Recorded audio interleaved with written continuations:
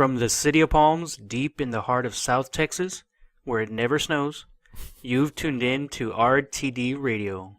Good for you. Today, we are going to tackle political concepts and try not to fight too much. Yes. Yes. Political concepts and why you're wrong.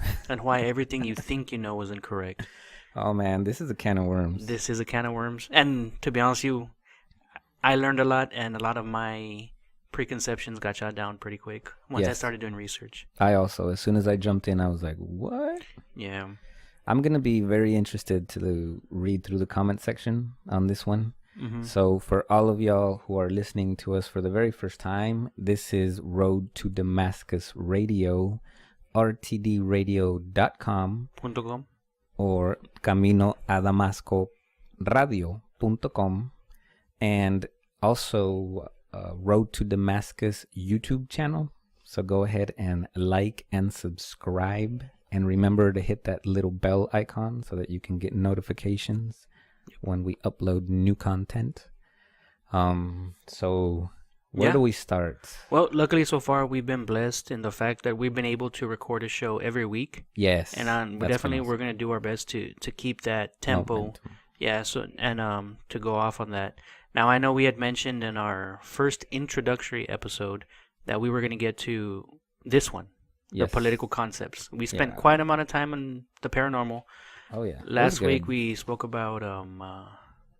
it was the last paranormal. We did the Spanish one. Oh, we did the Spanish episode last week. Okay. We finally got the menu of things to come in Spanish. Exactly.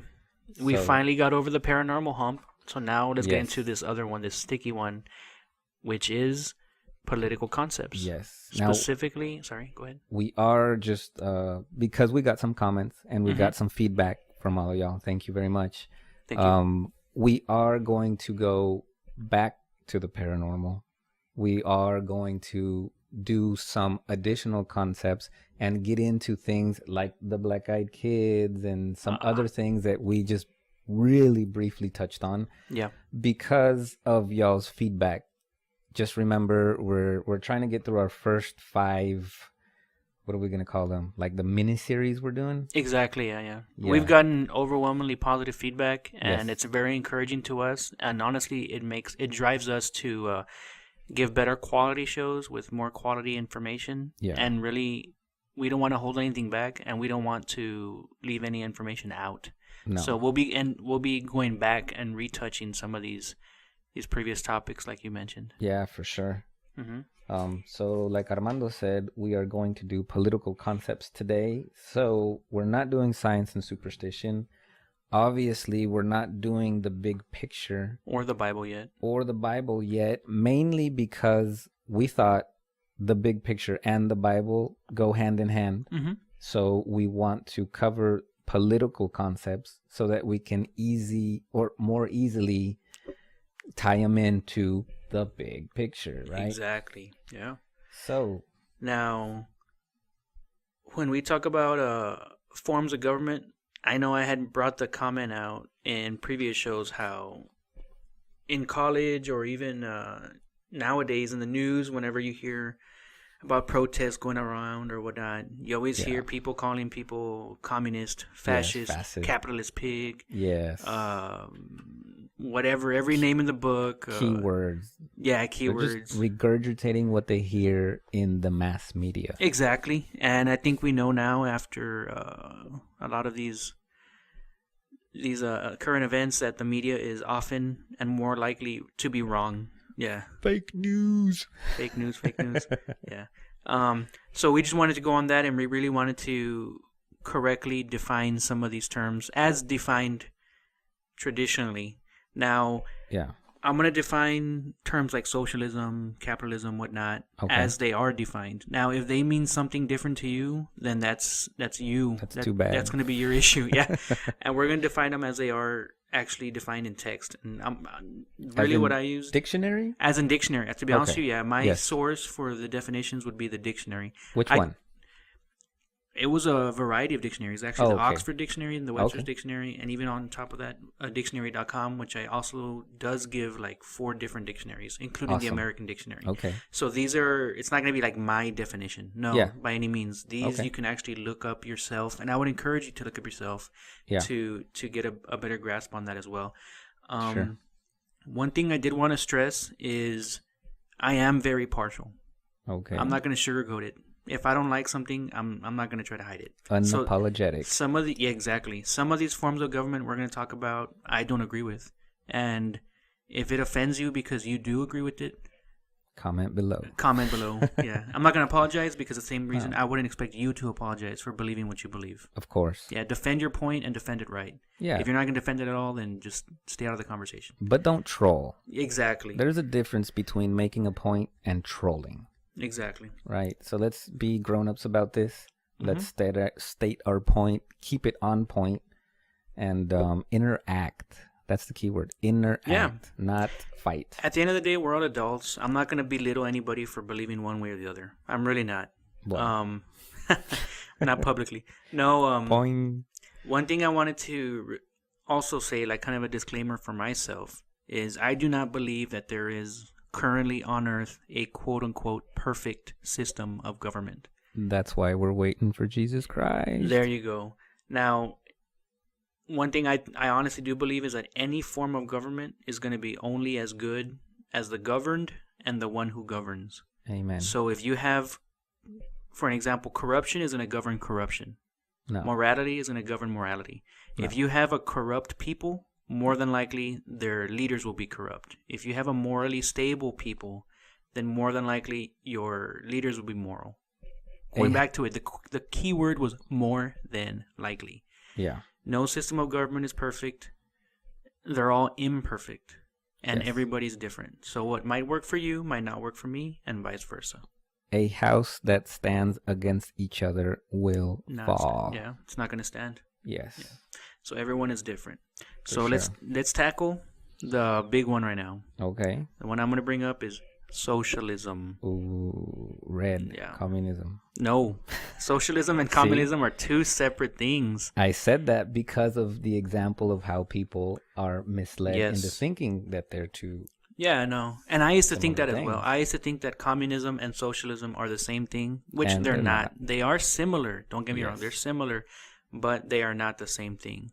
Definition. Please. All right. Socialism is an economic system in which the production and distribution of goods are controlled by the government rather than by private enterprise, and in which cooperation rather than competition guides economic activity. Now, there's many different varieties of socialism. So let me see if I understood. Mm-hmm. So it's a economic system, not a system of government.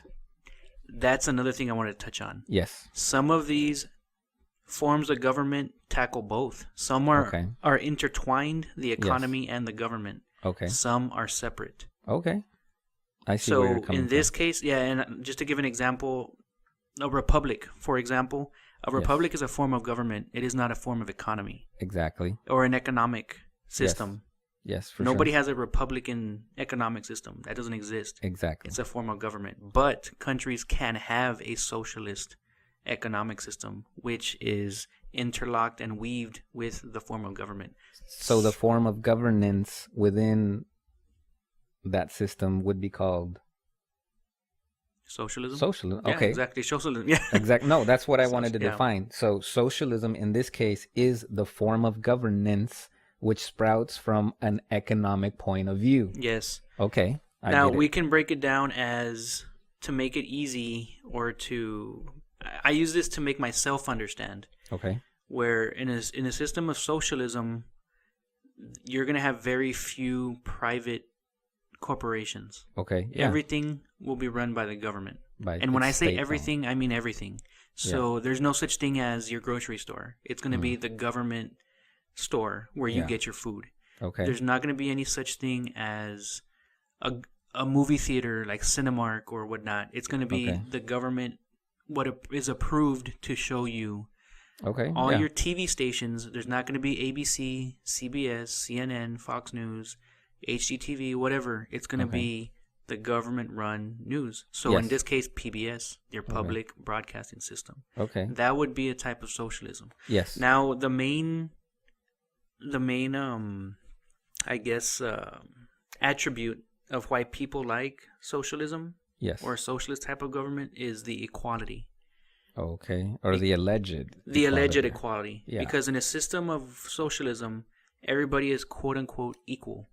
In the fact that if I'm going to have just as much as you have, and you're going to have just as much as I have. No more, no less. So even if, for example, you are a professional or an engineer, and I am a someone who works in maintenance, are you trying to say that we are supposed to have the same kind of salary, the same kind of, we receive the same kind of benefits from said government? Correct. So in a socialist type of government, a brain surgeon would receive the same amount of compensation or benefits as, like you just said, let's say a somebody in maintenance. Yeah. A police officer would make as much as a painter. A painter, for example, yes. Yeah. A teacher would make as much as a astronaut. They're going to be literally the same as far as compensation-wise, standard of living, and anything else, really. Well, I could see an argument for both sides. To me, that's hardly seems fair after putting forth the effort to become a professional. Yet at the same time, if we all have the same, it seems kind of, you know what? I think it's unfair. I don't like that. Well, let's give an example of some current socialist countries. That's a good idea. So that we can, like, okay, for the most part, anybody listening to this show, I would say in the early stages, like right now, is going to be in the United States or in Mexico. Yeah. Or Mexico. So just think of your standard of living in a fairly non-socialist kind of government. Yeah. A socialist country where you could kind of compare yourself to would be, let's say, Afghanistan. Okay. Would be the Czech Republic. Yes. Would be East Germany before reunification. Okay. Poland, Romania, Russia currently, and North Korea. North Korea would be a socialist government. So they have like state-run everything. I didn't know that. I thought Korea was like a semi-capitalist, semi-socialist. Oh, okay. Yeah, South Korea. Yes, actually South Korea. Like I mentioned in the definition, there are different, I guess, levels of socialism in where, to what level does the government control everything? Okay. So you got your complete totalitarianism kind of government like North Korea, where literally what he says, he literally owns the whole country and you're just living on it. Okay. Kind of thing like that. Yeah. But you got, let's say another one would be, I'm going to use Mexico. Yeah. Where the government owns the banks or runs the banks for a good chunk of it. I thought drug dealers ran them. The government owns oil production and a good chunk of the economy. The government owns or regulates a good chunk of any private influence that you would have on your life. Okay, yeah. Yeah, so that would be that type of government. Now, some people like that.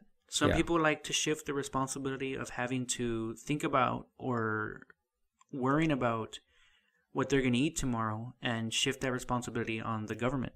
Yeah. So really it's going to be less of a me, and it's going to be more of an us. So if the people fail, you fail with them. If the people succeed, you succeed with them. Now I can see the appeal to that. I can see where somebody in a situation where they don't have too much or they don't have that much opportunity, can see a socialist type of government or society where that's going to help bring them up from where they're at for the most part.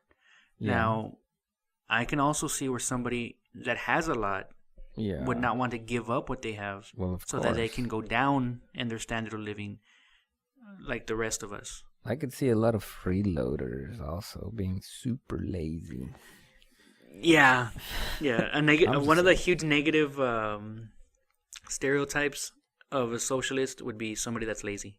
Yeah. because they want to do as little as possible and have everybody else do it. It's kind of like it's kind of like that. Okay, think of it this way. If I were to go have dinner with 20 friends, Yeah. one guy gets a massive $80 steak and the other guy gets a $2 hot dog. Yeah. Is it fair that they split the bill halfway? No, I don't think so. It's not fair, right? No. But Now, if you were to split it half, now if you're a socialist, you would say no problem. Let's do it like that. A true socialist would say everybody's equal. You're gonna get it like that. Yeah. It doesn't sound good when I put it out like that, right? No. Now, also, socialism is a stepping stone to pure communism. Okay. It's an actual, I guess you could say, evolution. Yeah. It's gonna go. It's a gateway drug. It is. Your first would be a pure democracy, then to socialist, and then your next step would be capitalism. I'm glad you said that. Keeping democracy on the socialist side of the description. Yeah, I agree. And we'll get into what a democracy is as well. Yeah, some people don't agree, but I think that you're spot on with that comment. Yes, because I'm going to give a quote from Leon Trotsky. Shoot. Socialism needs democracy like the human body needs oxygen. Ooh, I like that. Yeah. So you can kind of understand how socialism comes apart. Yeah. For the most part, there's gonna be. I'm gonna straight out say it. There's a lot of poor people. Anywhere you go on earth, there's a lot of poor people. Jesus himself said, "You're never gonna run out of the poor." Yeah. There's always gonna be the less fortunate. Yeah. Yeah. And when you have a disproportionate amount of poor people or unfortunate people, they're going to want to do as much as they can to get out. I mean, it's only natural. Yeah. It's only natural. Now, when they want to get out, they're either going to bring you down or they're going to want to find a way to get what's yours. Yeah. That does sound logical. It sounds logical, yeah. Yeah, for sure. Now, I'm going to give you another quote. I'm not going to tell you who said it. It said, "We are socialists. We are enemies of the capitalistic economy system for the exploitation of the economically weak and its unfair salaries, with its unseemly evaluation of the human being according to wealth and property instead of responsibility and performance. And we are determined to destroy this system under all conditions." Dang. So this individual, and I'll tell you who it is, this individual hates socialism. I mean, hates capitalism, for example, because he sees it as human beings exploiting other human beings. Yeah. That's how he saw it. Yes. And he's going to do everything in his power to destroy it. That was Adolf Hitler, May 1st, 1927. Yeah. That sounds like something 80 would say. Yeah. AH. Yeah. AH. Yeah. There you go. And also, and you also got to realize this. Under a socialist regime or type of government, religion is not tolerated. Well, yeah. That's going to be a given. Either everybody's Christian or nobody's Christian. Yeah. Either everybody's Islam or nobody's Islam. Either everybody's atheist or nobody's atheist. And what's the easiest? Because nobody can agree on religion, there is no religion. There is no religion. Yeah. So socialism is the religion people get when they lose their religion. Yeah. Because to a lot of people, socialism is life. Socialism is truth. Yeah. Yeah. And so a lot of people. I could see how if you were born into a system like this, you might be easily duped into thinking. And we're going to say duped. I'm going to be honest. I don't agree with socialism. I don't agree with it either. Yeah, I don't like it. No, I don't but like I it can, at all. like Carlos, I can see how somebody that grew up and was born into it can either extremely hate it with the passion, or they can love it and defend it with their lives. Yeah, I could see that. I could see that, especially when they have everything going for them. Well, it depends on what side of the spectrum you're on, exactly. For sure. So, how does this socialism relate, or how is it similar to communism? Well, communism it's a little newer. It's going to be like the next level of socialism. Okay. Now, how so? Under communism, all means of production, everything is owned in common rather than the individual. So we're stakeholders. Not even. You're nothing. Per se. Actually, no. Your house is my house. My house is your house. Okay. Your car is my car. Yeah. My car is your car. Okay. So, and there would be a complete Okay, the difference with a socialist kind of government is you can have regime changes. Yeah. So you're gonna have something like free elections. You can have, it can shift. You might be more socialist one year than you are a previous year, or like the government can change. The people still have a very limited say in the government, but they still have some say. Yeah. In pure communism, there is none of that. It's a single totalitarianism kind of government where it's one ruler and what he says or she says goes. It's a monarchy. Similar to that, but without the title of king. Oh, okay. Yeah. Though some quotes you can Karl Marx, the creator of communism. Yes. He says the theory of communism may be summed up in one sentence: abolish all private property. So one of the reasons communism, for the most part, does not work is because people like to own things. Well, yeah. I like the fact that I have a cell phone. I like the fact that the pants I'm wearing, I own. And they like to personalize their stuff. Yeah, so under a communist form of government, you own nothing. Man. Everything is owned by the state being what? The government. So, answer a question I have. So China is supposedly communist, right? From right now, from my understanding, when I was younger, there's only 5 communist countries left in the world. Yeah. When I say left, it's because they are dying out. Because people eventually are waking up. Yes. And going back to what I just said, people like to own things. People generally do not being liked to be told what to think, what to do, what to eat, when to wake up, when to pee, when to poop, what you can learn in school, what you cannot learn in school. People usually don't like that. Okay. For the most part, if human beings rebelled against God, they're going to rebel against each other. Okay. Yeah. So the last 5 would be China, Cuba, Laos, Vietnam, and North Korea. Okay. So if you're in a communist China, how does the whole concept of capitalism work within the communism? Because going back to it, because they do have, I mean, I don't know. I've never been there yet. Hopefully someday I'll have the opportunity to visit China. But I hear of a lot of these billionaires. There's more billionaires in China than there are in the U.S. Yeah. So how does that work if the state owns everything? Well, do they own the capitalist structure and allow these individuals to think that they own their wealth? I would say yes, and it's also a combination of corruption rules corruption. Oh, so a billionaire in China will probably have more influence over so-and-so general that rules your province than, let's say, the peasant farmer that has nothing to offer him. Okay. So the billionaire tech giant in China that owns 10 factories can probably fly his local communist leader to vacations so-and-so where or provide or whatever. Yeah.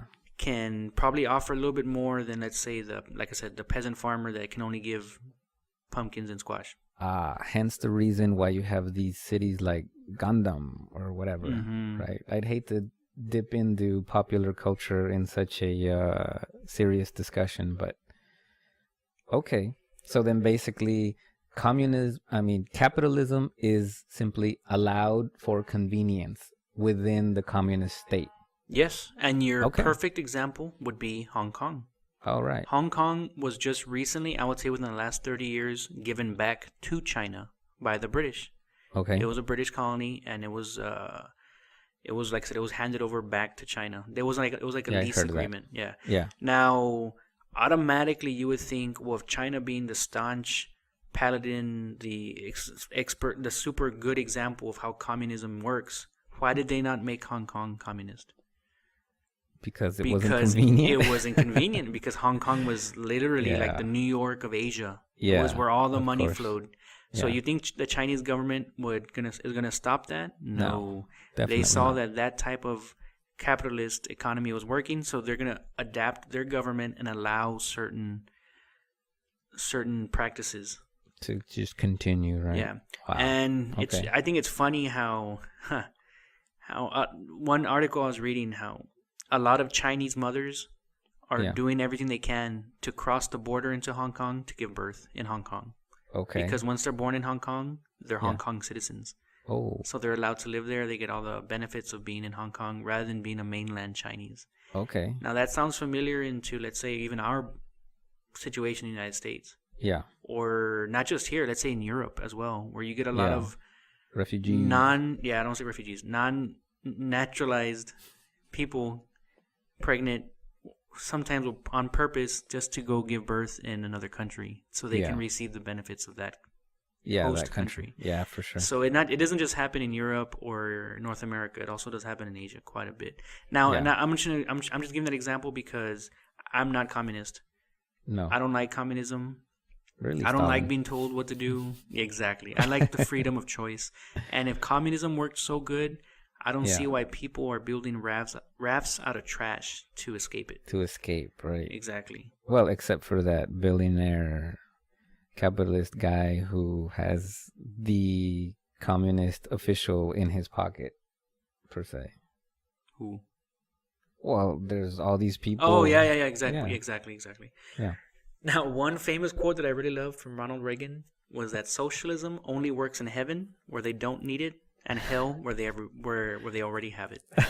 Because remember, in hell, everybody's equal. It doesn't matter if you were Hitler or you stole candy from the candy store. Yeah. If you're in hell, you're in hell for a reason. You're in hell. Well, I don't think it quite works that way, but we'll get into that one. We'll get into that one for sure. And another quote was, the problem with socialism is that eventually you run out of other people's money. There you go. Because in order to fund socialism, you're going to have to get that money from somewhere.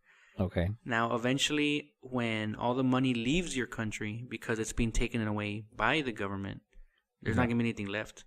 For sure. Exactly. So eventually, and then that's when you start getting collapses of governments like, let's say, Russia in 91. Yeah.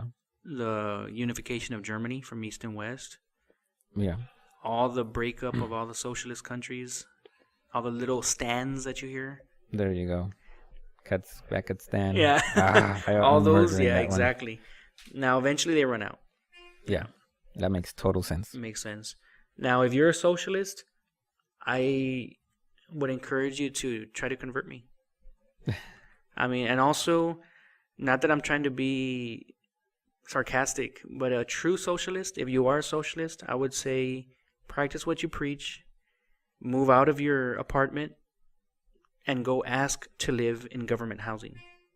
Go ask to live on food stamps so that you can get government cheese, government sugar, government bread, and go live on government housing. Yeah. If the government is going to solve all your problems, then start now. Wow, that's rough. Don't preach to me about how socialism is so good, but yet you have your iPhone in your hand, you're driving a BMW or some nice car, and you have a job where you're earning more than somebody else. Wow. A true socialist would say, no, I want to earn as much as the lowest guy. Wow. Yeah. I have no opinion. I've never had the opportunity to live in a socialist country, so I have no point of view of reference at all. But, yeah. Now, like I mentioned, socialism and communism are not exactly the same, but they do go hand in hand because one leads to the other. Yeah. Now, off the bat, when somebody thinks of communist, what's the first thing they think of? Stalin, of course. Yeah. Now, Stalin said an interesting quote.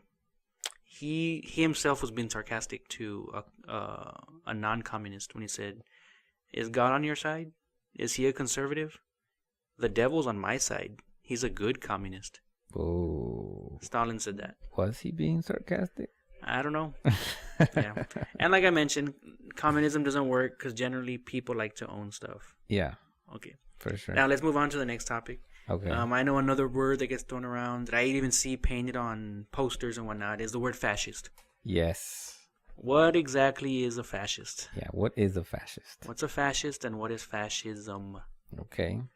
Now, fascism as defined is a governmental system led by a dictator having complete power, forcibly suppressing oppression and criticism, regimenting all industry and commerce. Now, for the most part... It's a monarchy? No. Oh, okay. A lot of these sound like a monarchy because you kind of have one person in power. Okay. Now, keep in mind, a monarchy is usually defined because it's hereditary. So, Really? so if a king has a son or daughter, that power is going to be passed on to that son or daughter. Not so in communism, not so in fascism. I just thought the word monarchy means one person rules. That could mean so many different things. Well, it could be one person who's the leader of a political party, one king, one whatever, you know. Well, then, but that's just me. That's okay, just me. Yeah. So, now, where does fascism? Who created it?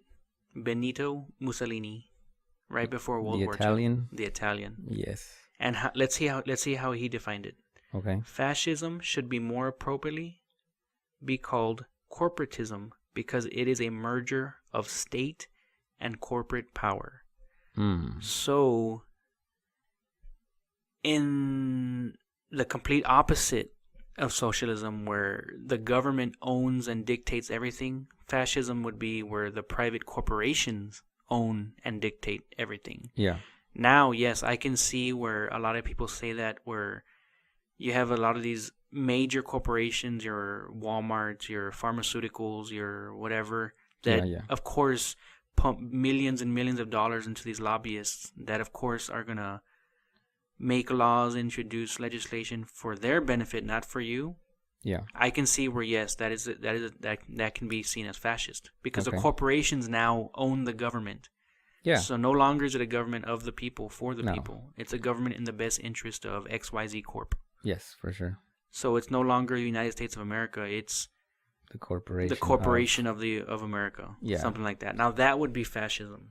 Okay. So for somebody that's calling somebody else a fascist, that's kind of what it means. So these guys at political rallies calling people fascist, should they, to be correct, they should be saying like, you are a fascist, Coca-Cola lover or something. Well, I guess Coca-Cola representative. Reading this, it kind of reading this, it kind of opened my eyes because I can see where, let's say, at a political rally where your local senator or local representative, they're speaking, if they're calling that person a fascist, really they're kind of calling him out, or he or she, I'm sorry, for who he works for. Exactly. Yeah. They're saying that person is bought. Yeah. So instead of wearing an American flag pin, they should probably wear the pin of their corporate sponsors.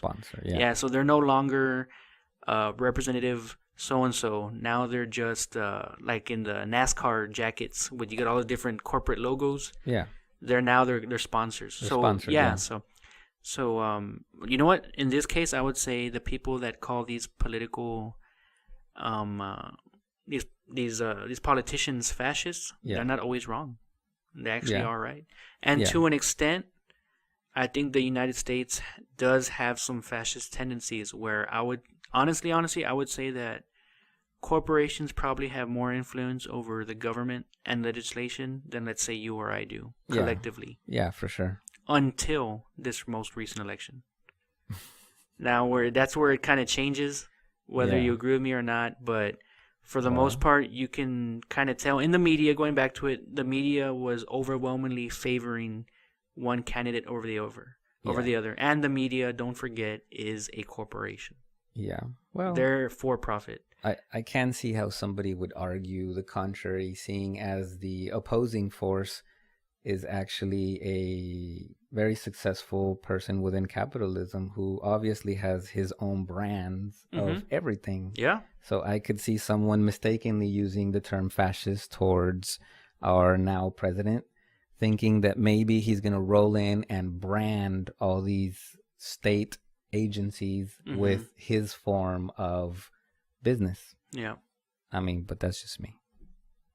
Yeah, FDR described it as fascism is ownership of government by an individual or group. Okay. So you pretty much, a corporation bought its way into power. Yeah. Now, does that exist? Does that happen in the United States? Yes. Yeah. I would say even on the local level. Oh, yeah. For the most part, your mayors, your local councilmen or women or whatnot, they're going to be business owners. Yeah, for sure. They're going to be lawyers and whatnot. But a good chunk of them are what? They're business owners. Yeah. And did they buy themselves into the elections? I would say yes. They give you a free blender for a vote. Yeah, there you go. Yeah, that's more common in Mexico. I mean, that's common in the U.S. as well. I mean, it's just we like to think of ourselves as so morally high that sometimes we forget that, you know what, that happens a lot here. Yeah.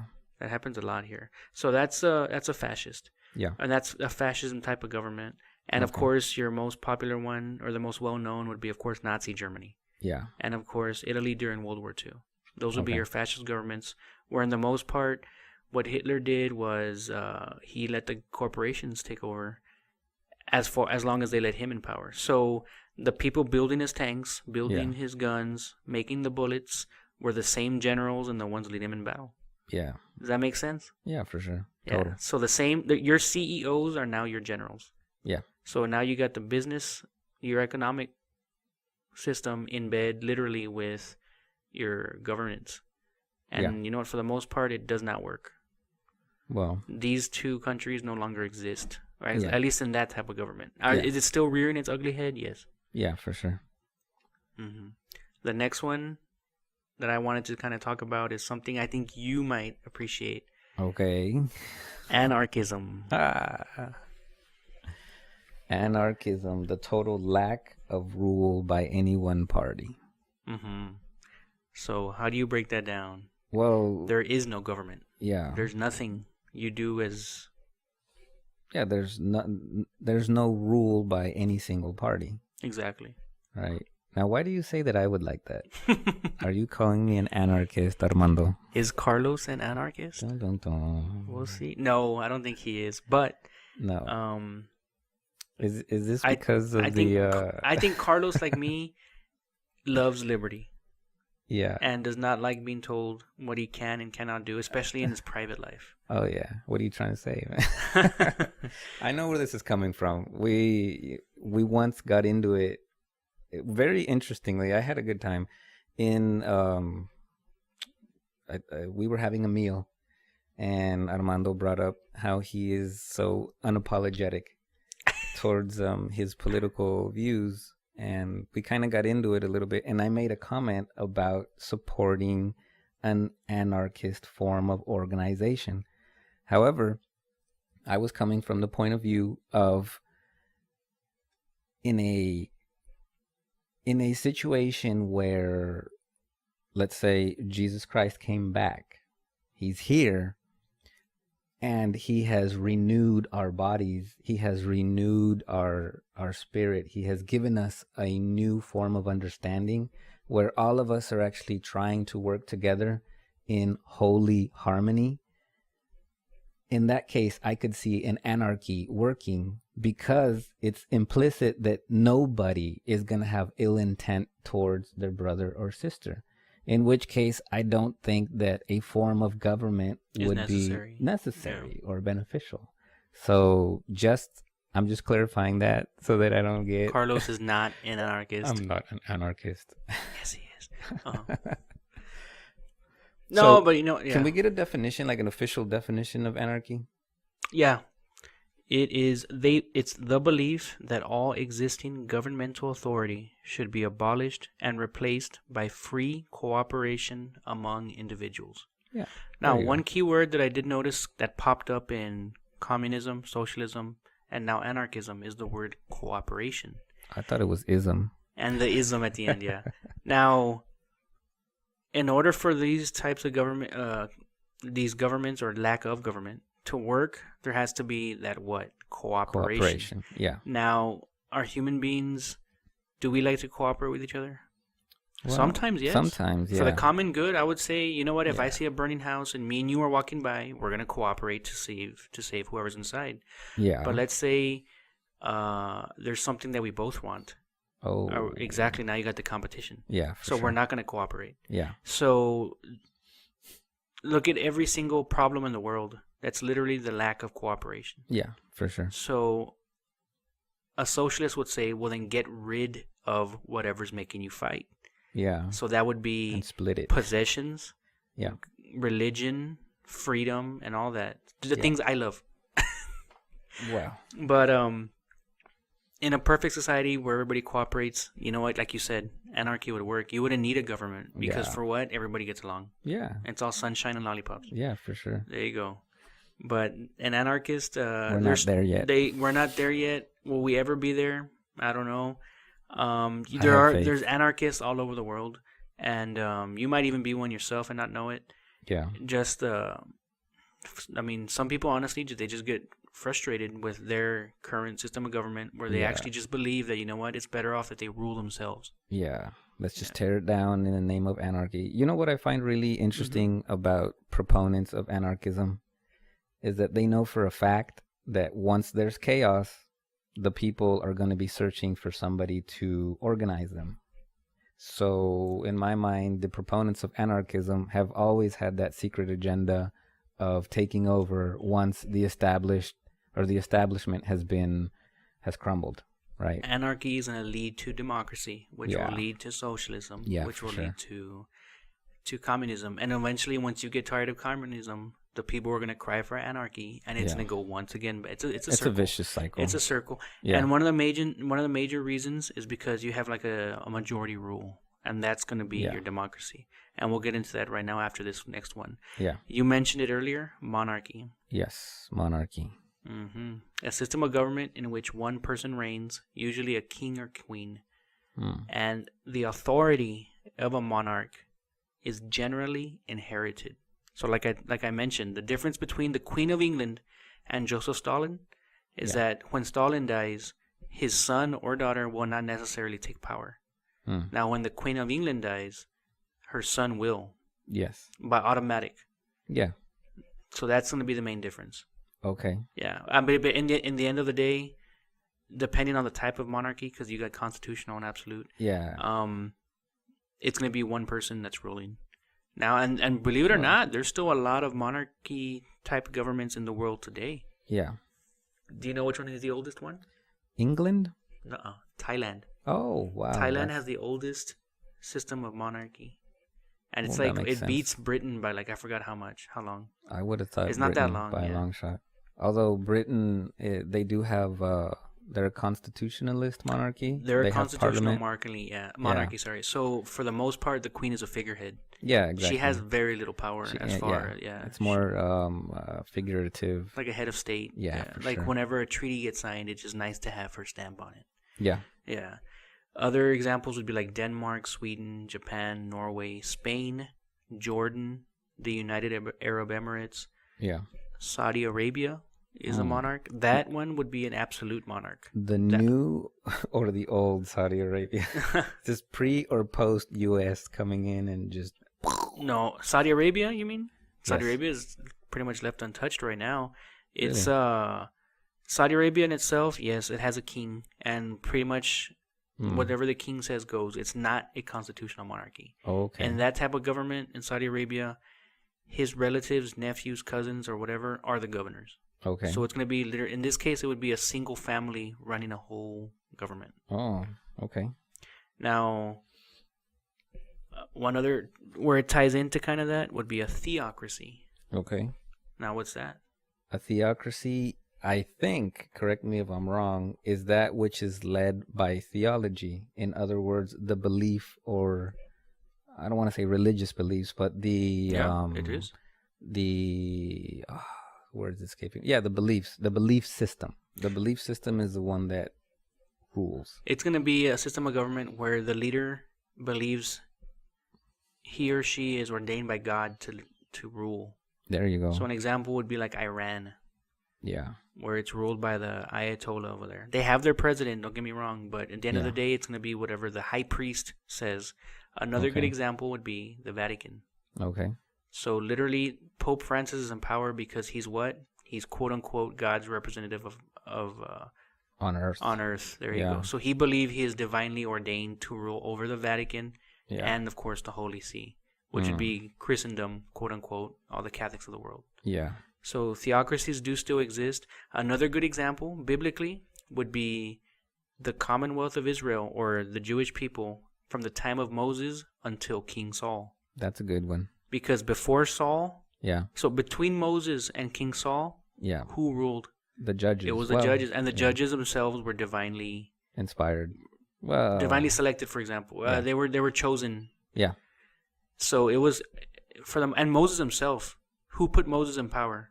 Well, God himself. God himself. Yeah. So that would be a good example of theocracy. Of theocracy. Now, it wasn't until the first king, the first monarch of Israel, that Saul came around, where it kind of broke that chain. Yeah. And because the people wanted it. That's what made the difference. So it no longer is it God choosing your leader. Now it's the people choosing your leader. And we all know how that happened. How that ended up. Really bad. Yeah, not too good for Saul. No, not for Saul. Yeah. Or the Israelite people in the long run.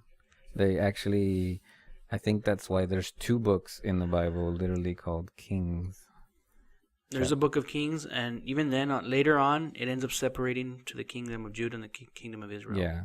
I would definitely... they go in depth. Yeah, I would encourage you guys to pick up your Bible and read that. The Bible actually does contain a lot of information about different political structures that work and didn't work. Yeah, and exactly. I think Carlos has a lot of notes on that. Yeah. One thing I did also want to break down is the difference between a republic and a democracy. Ooh. And what do we live in? See, those are the 2 phrases that I see most people misusing nowadays. And before we get into their definition and breaking them down, I would just like to briefly go over what the 2 words literally mean, where they are literally derived from. So, democracy is derived from the Latin demos and kratian, which means demos means people and kratian means to rule. So basically, the rule of the people. In other words, a majority rule. Whereas republic is derived from res, which is thing, and publica, which means public. In other words, the public thing, as in the rule of law. Right? So right off the bat, you can see that democracy is the biggest group.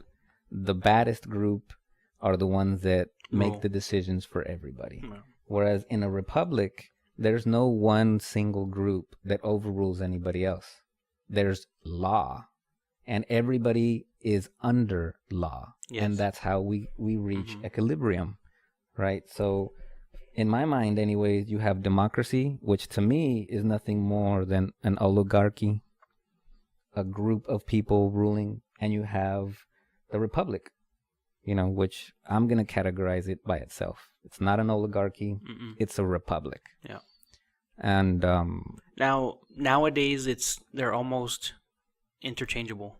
They're almost, one can be used for the other. Nowadays, we just throw the words around, democracy and republic. We have the Democratic Party and the Republican Party. We just throw them around as a single system. It's not. I'm gonna give a quote from Thomas Jefferson. Yes, please. A democracy is nothing more than a mob rule. Yeah. Where 51% of the people may take away the rights of the other 49. Yeah. Now, a democracy may sound nice where, majority rule, that's nice. Yeah. Yeah, it's not nice when it's 51-49. Exactly. It's no longer... Yeah. That's not... And it doesn't matter for you. Exactly. Even if you have a point. If you're right. If you find yourself on that 49%, tough. Yeah, exactly. In a republic, no. In a republic, right. You're protected by, like you just said, laws. Exactly. And a good example, another one I'm going to give. Yeah. In a democracy, the majority rules. If the majority decided they wanted your bike, they could take it. Yep. In a republic, your bike is your property, and you don't owe it to anybody. No. It cannot be taken against your will or by any law, because it's yours. America is a constitutional republic. There you go. That's what we are. The minority is protected from the majority. Yes. By laws. Because in many cases we see where just because the public has this overwhelming outcry doesn't mean it's what's best. Yeah. Yeah. You got to remember, at one time, slavery was something that the majority thought was okay. Yeah. Here, I'm going to interject with an interesting, I'm not going to call it factoid, but something that happened as Benjamin Franklin was walking out of the Constitutional Convention, right when they had signed the Declaration of Independence, etc. A woman comes up to him and asks him, "Sir, what have you given us?" And he immediately answered, "A republic, ma'am, if you can keep it." Exactly. See, So the founding fathers, they knew what was going on. They warned us. Mm-hmm. If you really dive in depth into the Constitution, there's several places where they're warning us, hey, we're giving you freedoms, we're giving you a republic, but this is going to turn in against you once you let corporations and public financing into this system. Mm-hmm. Right? Yeah. And now we have the Federal Reserve, etc. Now we have Social Security. We got all this Obamacare. Oh, did I just say that? I'm sorry. Yes, you did. Yeah. Or we had, or we're gonna have. We'll see. Had. Yeah. We'll but see. yeah, I just wanted to mention that. So, Yes. and even when you recite the Pledge of Allegiance, Yeah. and to the republic for which it stands, Exactly. one nation under God. It's not to the democracy. Exactly. Now, we do have a democratic process in how we choose our representatives. Yes. In the elections, where if there's 100 votes and the majority goes to a certain candidate, now that candidate is chosen to speak on my behalf. Yeah. In government. Yeah. So that, I mean, we do have that democratic process where it's a mixture. It's a republic and a democracy. They're mixed up to what we have today, known as the United States government. Yeah. Now, is it the best in the world? I would say it's not perfect, but there's a reason why so many people are flooding over here. Yeah. It's not to spread the gospel of communism. No, it's to escape. Yeah. I could see that. For an example. Now, is it perfect? By any means, no. I just trashed it right now when I said it's actually turning kind of fascist. Yeah. And now you got a lot of socialist tendencies infiltrating this type of government. Yeah, you're right. So it's not perfect. Can it be broken down from within? Yes. Yeah. Like I mentioned before, democracy is a stepping stone to socialism. Yeah. If it gets out of hand, then you know what? Your individual rights that are protected under the law no longer matter. Exactly. So that Bill of Rights that protected your right to free speech and whatnot, if the majority doesn't like your free speech, before your right to say it was defended. Yeah. Nowadays, your free speech is hindered because the majority finds it offensive. Yeah. You see where we're getting from? You see where we're coming from? Yeah. Exactly. Yeah. This is kind of where we're not going to talk about it. I'm not going to talk about it directly, just reference it. This is where you get your groups of people who are trying to change the system from within. Exactly. This is where you get things like the Trilateral Commission. Ooh, look that up. Google it. Let's get into that one of these days. I like that. Yeah. So you got this group of people who are basically trying to use this Republican system against itself. Yep. If you get enough communism, if you get enough communists in power, it's going to change. And you know who did that? Who? Hitler. Oh yes. You got to remember, before Hitler, they were a republic, but he got exactly. So he got enough of them in Congress. That he used their own democracy against them. So their own democracy changed the previous rules and put him in power. So can that happen in the United States? Oh, you bet it can. Yes, it can. It's happened before all over the world. It's going to happen. I honestly predicted it probably will happen in the United States. We came close this last. Yes, I think we came close this last election. Yeah, I'm going to agree with you on that. We came close to his last. You can honestly tell. I'm not a Trump fan by any means. Is he perfect? No.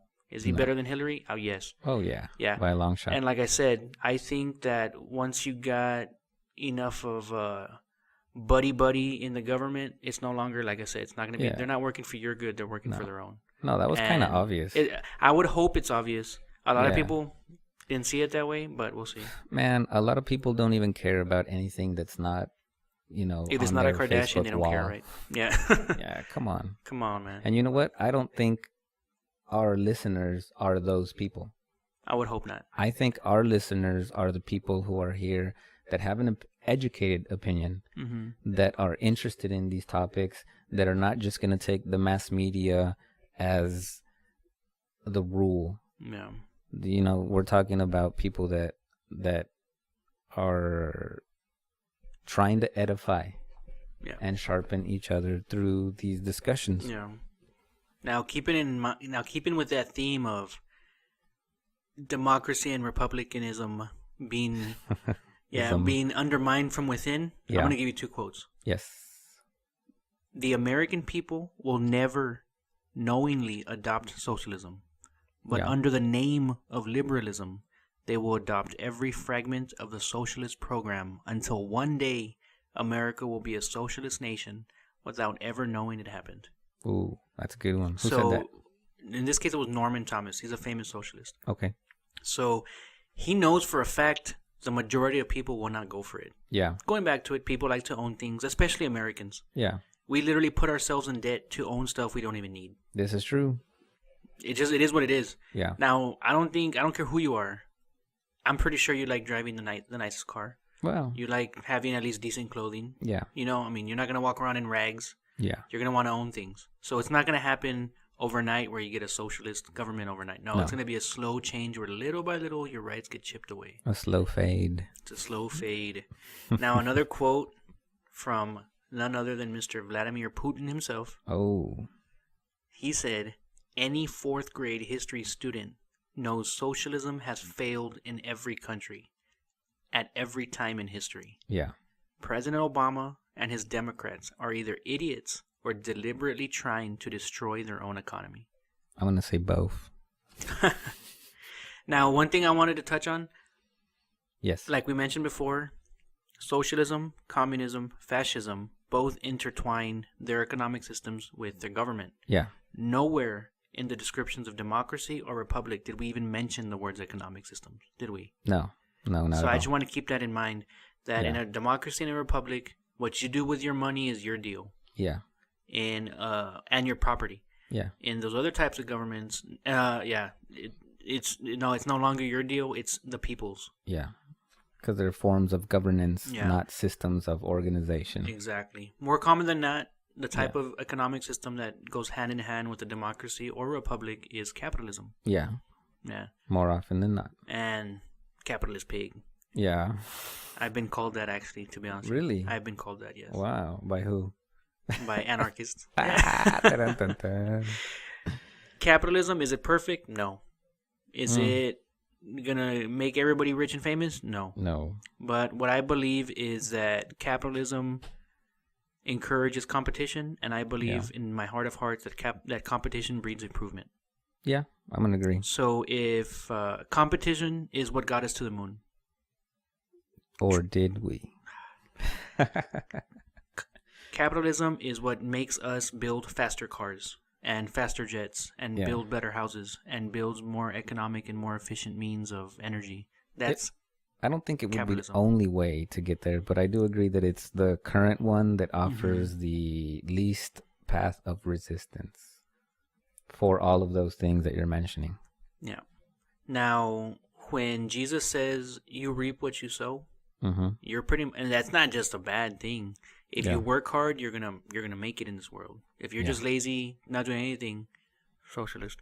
If you're that kind of guy, then you're not gonna get anything out of it. If you expect to live off the wealth of others, then you're not gonna make yourself anything in this world. Well, unless you had a really awesome grandfather who left you money, worked really hard and left you money, then you can go. still be that lazy guy and still have all of the luxuries, which is exactly the reason why I dislike capitalism wholeheartedly. Ooh, yeah. Wholeheartedly, because first, if we're gonna go that route, then I disagree with the concept of money to begin with. But that's a whole nother show. Yeah, but at the end of the day, it exists. You have it in your wallet. For sure. So you might not like it, but you have it. Yeah, no, I'm not saying, I'm just saying that the whole idea of exchanging your time, your energy, exchanging your free will for any form of material anything is not the way a structure, an organization should be based on. That's my opinion, right? If we based our organizational structures on other ideas aside from ownership, I think this would be a whole different ballgame. But whatever, I'm going off topic. No, it's all right. And like I said, people like to own things. Yeah. So it's going to be difficult to get to that point. Yeah, for sure. But capitalism is literally just that. It's an economic and political system characterized by a free market for goods and services, and private control of production and consumption. So that's no longer the government owning the widget factory. Now it's Apple. Now it's Ford. Now it's GM. Now it's so and so. Now, like you just mentioned, is capitalism perfect? No. Now, would I hope to one day be able to give my son an inheritance? Yes. Yeah. Now, is it his choice on what to do with that inheritance? That's his choice. Yeah. I'm not going to say everything I've built up on earth, my hard work, I'm going to just give it to charity. I mean, there's people that do that. Yeah. But I would rather give it to my son for the most part. Now, going back to it, that's your individual liberties. And what it's going to get passed down over time. Yeah. It's just the way it is. And that's going to be in any political system. Even in communism, the head leader is probably going to favor his son over the son of somebody else. Well, that comes down to personal opinion. I digress. If I ever have millions, am I going to inherit it all to my son? No, I'm not. I'm going to make sure that they have everything they need, they're provided for, they have education, they have bases, and I'm either going to spend the rest or give it away. But that's just me personally, because I personally went through a situation where at one point in my life, we had way more money than we know what to do with. And personally, I became the worst version of myself.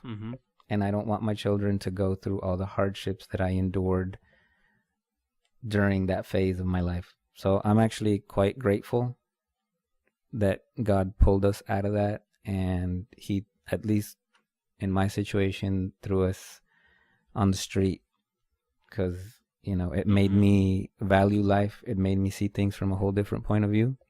But anyways. Yeah, and you're either going to be humble or be humbled.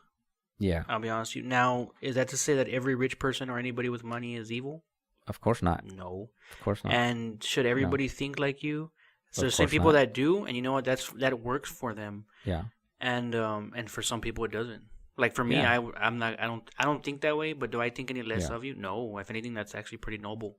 But but yeah, we'll leave it at that. Now, does capitalism work? I would say, for the most part, I like living in the United States and compared to, let's say, like Cuba. I honestly North think Korea. It's changing. I agree with you. Yeah, but no, I you're prefer right. capitalism. Yeah, you're right. It's changing. It's gotten to be more like another form of slavery now. Well, that and the actual mechanisms of capitalism, at least what I've observed, are changing. Whereas before, a capitalist could own intellectual property and thus further his material ownership.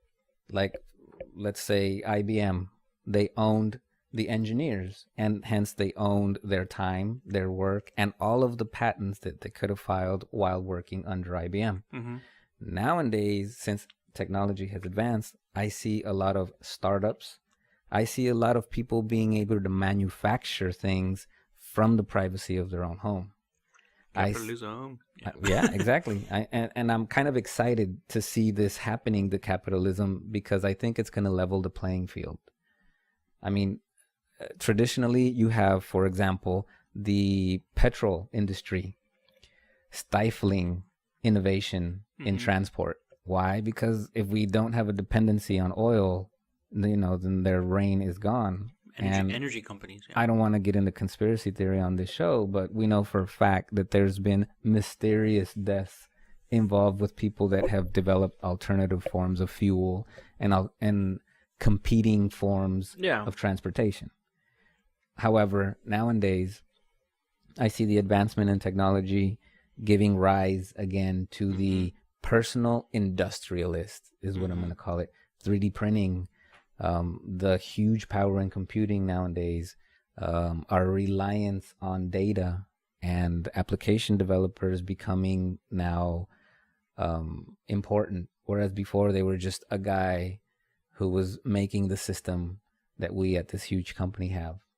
Nowadays, these independent developers and their ideas are actually companies all to themselves. So I think the playing field is getting leveled. I'm excited. I'm excited to live in a country like the United States where capitalism is the norm. And I'm excited to see the future. Is pretty much what I was revving up to say. Yeah, no, you're right. That's good. That sums it up quite good. Yeah. Yeah, I would like myself. I prefer a capitalist society. I studied capitalism in college, and I ended up working in the finance industry. Of course, is extremely capitalist. But at the end of the day, for me, I believe the individual is responsible for his destiny. As far as God's going to give you 2 arms, 2 legs, and hands. Now it's up to you to decide what to do with it. I would rather I work my hardest with what I'm given and make it happen than having the government tell me what to do with my blessings. Yeah. Oh, I agree. Yeah, it's just me personally. Now, did you have anything else to add on that? Or? No, if we're comparing just forms of government. In this case, we kind of went into the economics of it, because it is separate and it's not. It's separate because are there capitalist monarchies? Yes. Are there capitalist forms of communism? We just gave China. Yeah. For example, so a lot of these kind of bleed over into each other. Yeah. Now, as of right now, I don't think there's 100% pure communism government in the United States. In the world, I'm sorry. No. That would be literally we're all machines and we do whatever we're programmed to do. Yeah. Now, do some people want that? Yes. Wow. Now, are there any anarchy places in the world? Yes. Yeah. There's some where the rule of law is literally the gun in your hand. Yeah, exactly. There are places like that on Earth. Yeah. But I think going back to my original statement, not all forms of government are for everybody. Yeah. I think some people, either genetically or regionally or racially, just tend to gravitate towards certain types of government. Yeah. It's just honestly, it's just the way it is. I don't understand why. I think practically the form of government that you are experiencing has more to do with where you were born and where you decided to live than an actual choice of the form of government that you wanted to be a part of. I think I got lucky by being born here. There you go. That's what I wanted to get at. Yeah. No, I think I got lucky. Now, I can't tell you what would have, could have, should have happened, but I'll be honest with you, I think I'm lucky to have been born here at this time. Yeah. Yeah. Now, had I been born like in the old Wild West where cowboys and gunslingers, I probably would have been dead by now. But I wasn't. I think I'm lucky to be born here. Now, would I have been born in like feudal Britain where I'd be a serf? Yeah, that probably would have sucked. Yeah. But no, like I said, I'm happy that I'm born in this country and I'm able to talk to people in other parts of the world where we're totally different. Yeah. Not to say that I agree with them or disagree with them, but I still think that I'm happy where I'm at. Yeah. And I would not rather be anywhere else. Yeah, for sure. Yeah. Now I have a question for you. Okay, shoot. Since we're talking about government. Yes. What kind of government do you think will be in God's kingdom? Well, if any. Actually, I think Scripture is quite clear about Jesus Christ being, I don't want to call it a monarchy, because again, you have to consider that during Jesus Christ's rule, the people who are going to be involved are going to be regenerated. The first resurrection will have already happened, which means that the people supporting or being a part of Jesus Christ's government are going to be different sentient beings. Yes. The Bible specifies that we will judge over angels themselves. So, Book of Enoch. There you go. So, this opens the playing field drastically, and it changes everything drastically. And I don't think that we can even properly contemplate what being governed by Jesus Christ would be like. Yeah. I think we lack examples. We lack you're right. The capacity to even put our mindset in a form of government by Jesus Christ. However, Scripture does mention and allude to different people occupying different positions within Jesus Christ's government. This heavenly government. Yes. Yeah. Another thing that I'm going to comment is that there's this concept of the Elohim, the council, being Psalm 82. yes, being I guess the heads, if you could describe it that way, of this form of governance. So I just think it's going to be interesting, and I don't think we have the capacity of contemplating it. Now, I mean, for me, when we talk about God's kingdom, that he constantly references, his kingdom, how his kingdom is not from this earth. Now, in that word kingdom, the word that stands out is what? King. So when you said, you wouldn't want to call it a monarchy, I'm going to call it a monarchy. Because I'm going to use the reference of Revelation 19:16, where on his robe and on his thigh, he has his name written. And it says what? King of Kings and Lord of Lords. So he describes himself as the King of Kings. Yeah. So if Jesus says he's the king, he's going to be the king. No, I agree. Yeah, no, I'm not disagreeing with you. I'm just adding on it. I'm just saying that different from our perception of a king today. Yes, yeah. And also, to kind of piggyback on what you said, we have no example because we don't have a perfect ruler. Exactly. In Jesus, we would have a perfect ruler. We would have a ruler that wouldn't lie. Amen. Would do literally everything for our benefit. Would not cheat, would not steal, would not have to need for any of that. Now, have we ever, and will we ever have a human being that has those attributes? No. No, of course not. Because as human beings, we're imperfect. Exactly. So off the bat, as human beings, we cannot create a perfect government when we ourselves are imperfect. Agreed. Now, like you said, once we are reborn, we're no longer the same beings. We're not. We're going to be perfect with Christ himself. Exactly. And as Christ rules perfect, I don't even think we can comprehend. Yeah. It's going to be so, it's just going to be so completely different. Yeah, amazing that I don't even think we can talk about it. But at the end, do I believe, honestly, if I had to break it down, I think it would be an absolute monarchy. I mean, whatever Jesus says goes. Yeah. You go against it, then you might as well be you're going to go the same way as Lucifer did. Yeah. No, I agree. Yeah. I agree. And the actual definition of sin is what? Going against what God says? Well, I thought sin was an archery term, which means to miss your mark. So to me, sin means that you miss the mark of what you set yourself out to be.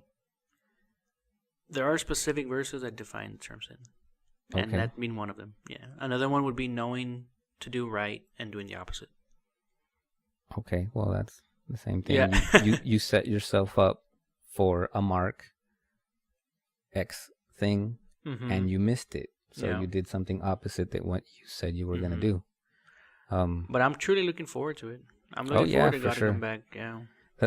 There's a lot of interpretation, and there's a lot of, I don't want to say discrepancy, but there's a lot of points of view because the Bible itself, when we get into these words like government and we correlate them with Jesus Christ, like Armando said, in specific cases, there's a description of a king, which doesn't give any interpretational wiggle room.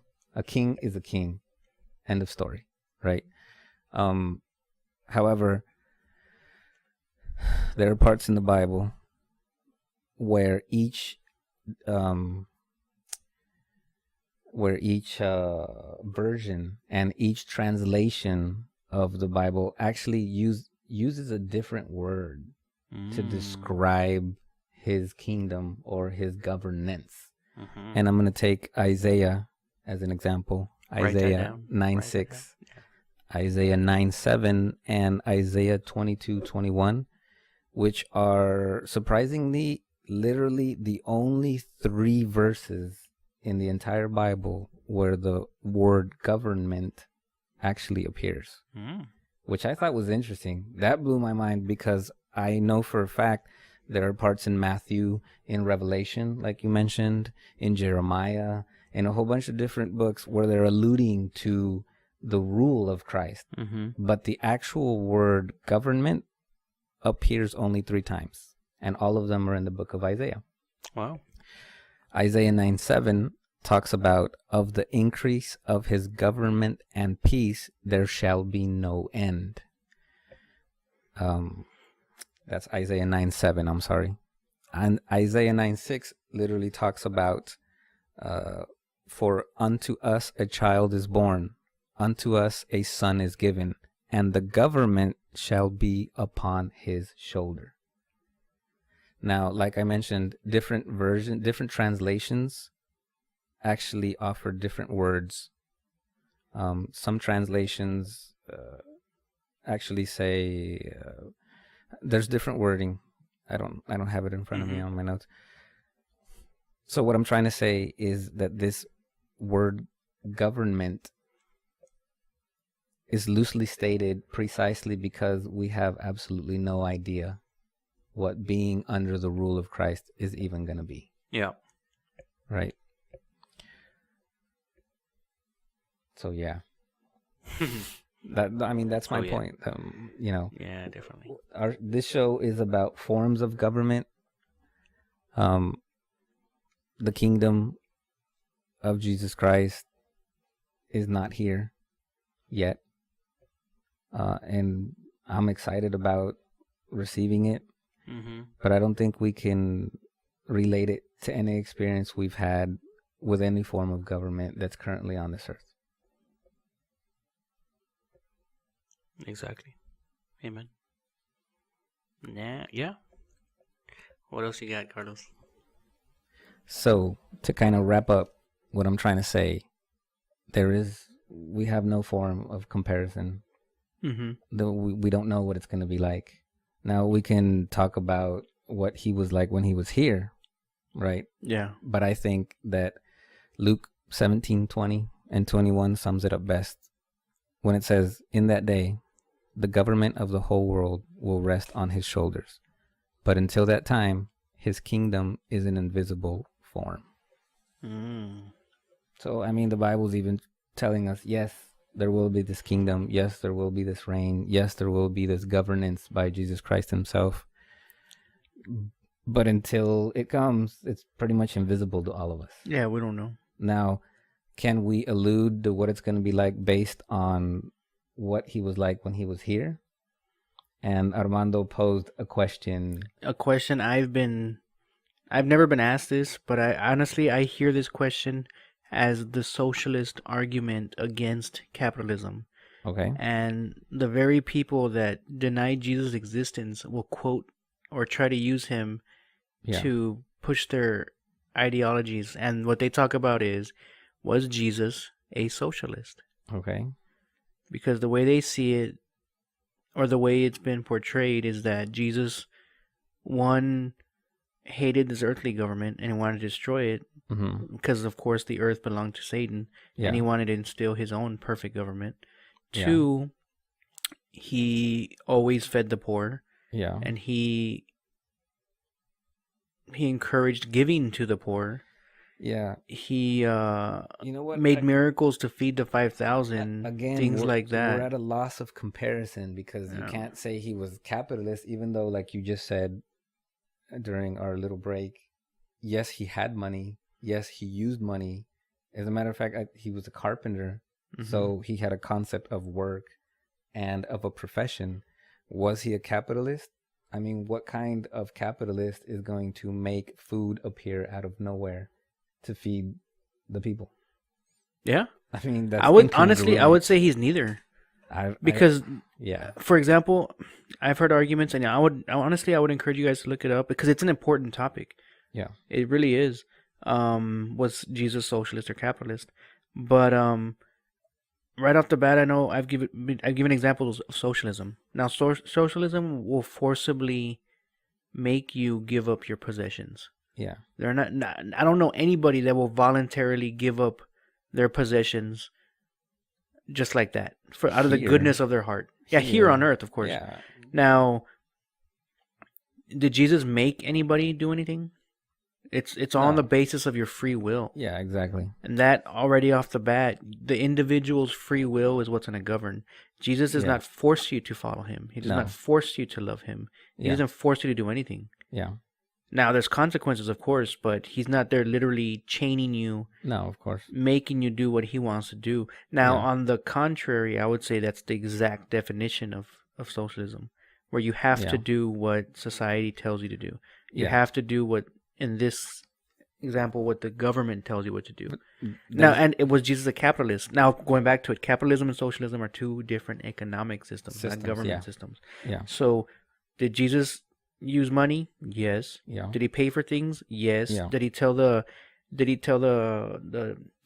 disciples to go buy food for the people before he fed them? Yeah, he did. Yeah. So he had some knowledge of buying and selling. Yeah. He had an accountant. He gave the Judas. To yeah, just Judas one. was the accountant. Exactly. And just like you said, Jesus was a carpenter. Yeah. His father, in this case, Joseph, was a carpenter. So he wasn't making things for no reason, just to give them out. No, they had to eat. Yeah, exactly. So he was making things for a living to buy and sell or whatever.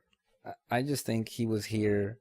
He knew he was here temporarily, and he was just doing in Rome what the Romans were doing. Exactly. To comply with his mission, because his mission was not to be a part of our societies.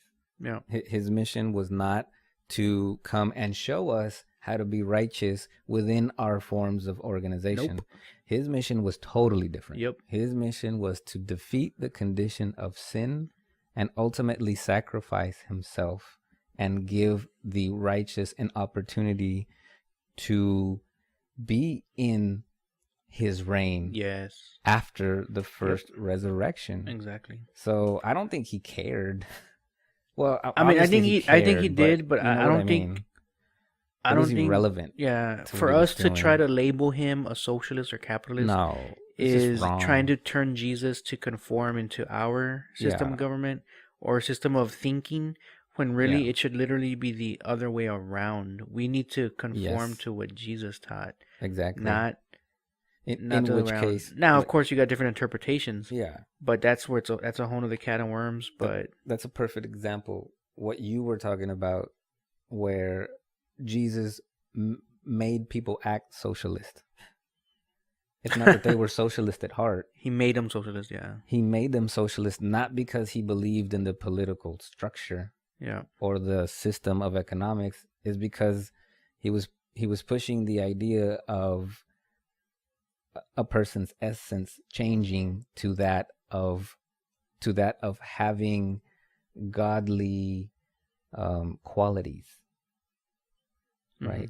All of the things that Jesus was and is are of godly origin. Yep. So, and from there we can get into other things, but to not sway too far off topic. Yeah. But I just wanted to bring that up because that's usually, you know who's, I mean, I don't know how many socialists online will use that argument. Yeah. Well, if you're a Christian, Jesus was a socialist, so you should be a socialist. Yeah.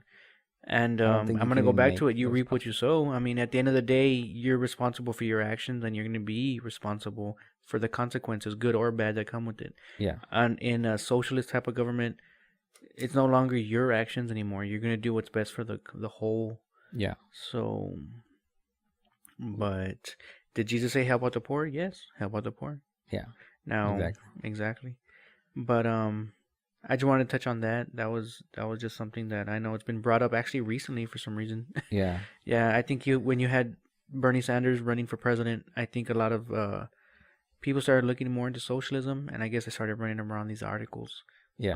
On Jesus and his quote unquote socialist tendencies. Yeah. And of course you got the other side, which is no. I don't think those arguments are even congruent at all.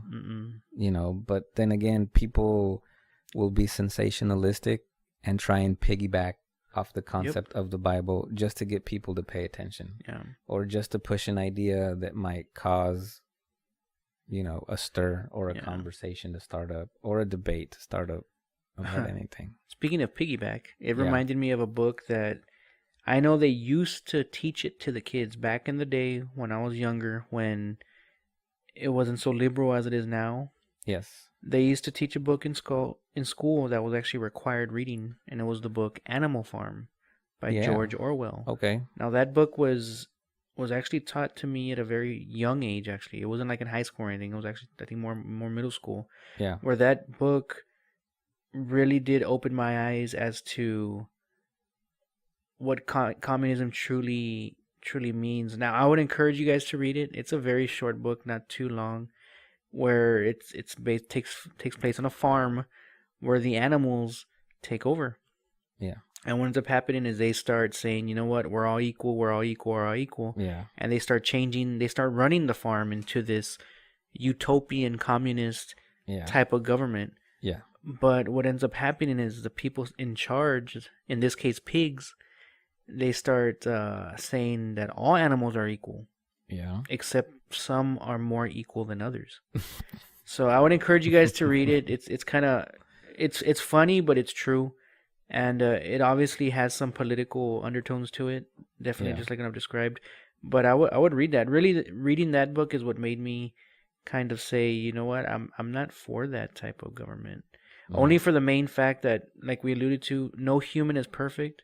If every human was perfect, then communism would be awesome, because we'd all be equal because we're all perfect. Yeah. But at the end of the day, when everybody's perfect, no one is. If everybody's special, no one is. Yeah. See what I'm saying? If everybody's the same, then it's just so bland. Well, it's just terrible. Then, see, there you can get into the argument of post Jesus's reign, because in that case, we're pretty much all going to be not the same, but all have the same intentions per se. And I don't think that's bland. Like I think I said, that wrote by Quagan. The quote by Reagan. Yeah. Socialism works in heaven where they don't need it, and in hell where they. Well, there you go. I would go there. Exactly. You go. And I'm gonna. Yeah. I think Reagan was onto something when he said that. Yeah, for sure. So I'll leave it on that. And one thing I would encourage our listeners is, as we were looking through this, and we started touching up on some of the darker forces that try to undermine our own political systems, that use our own democracy against us. Yeah. I was looking, and I was remembering, in my university, the University of Texas, one of the main mottos, or the motto of the University of Texas is not just hook 'em, but it's until Gabriel toots his horn. There you go. No, the actual motto is, an educated citizenry is the guardian of the state. Okay. So as long as the citizenry, which is me, you, everybody who lives in this government, is gonna guard it. Yeah. So I think the powers that be, the evil powers that be, want you to be misinformed. They want you to stay dumb. They want you to be not questioning anything, so they can easily herd you into what they want. Yeah. So it's up to me, you, and down to the individual to educate yourself. Yeah. I agree. And that is the only way you're going to protect yourself from...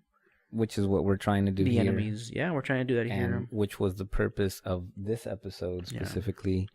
We were just trying to define what the different government types are. Yeah. Kind of clarify them for some of those people who were misusing them, or trying to push a point based on a totally flawed definition of them. And we honestly arrived at a point where we can't really comprehend what a godly kingdom and a godly government is going to be like. Because we lack the ability. We're not citizens of that kingdom yet, like you just said. So in this case, the educating of the citizenry would not only involve information, it would also involve the spirit. Yes. So that's my point of view, and I'm sticking to it. There you go. Anything else you want to add? No, I mean honestly, we're pretty biased, but I think it's warranted. Yeah. And at the end of the day, I also would just make just one comment. For the most part, any socialist government now currently on Earth bans the Bible. So that's just something to think about. North Korea, you get shot publicly for having the Bible. Yeah. The church was kicked out of China for a little while. Okay. In Vietnam, it's almost non-existent. In Yeah. Laos, non-existent. In That Cuba, makes sense. the Pope didn't go there for how many years? Like 80 years, something like that. The Yeah. church is almost non-existent. Cuba is one of those perfect examples of people that thought that anarchy was going to be the way. Fidel Castro Came in, strolled up, led the anarchist movement, and then turned into the dictator. and now they're on Florida. Yeah, but I would just keep that in mind. That you know what, it's a telltale sign when you support a government that hates your God. Yeah. Or tries to replace it with itself.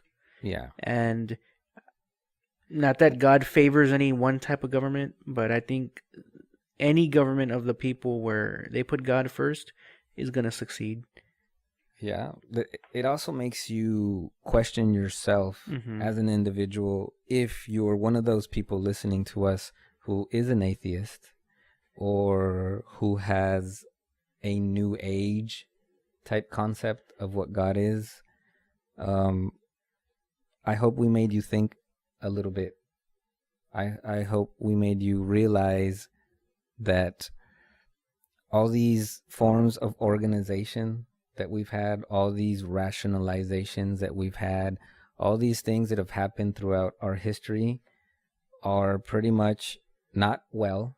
They have not had an awesome outcome. And the reason is because they've been strayed from God, from seeking God, from, following commandments, from having godly characteristics.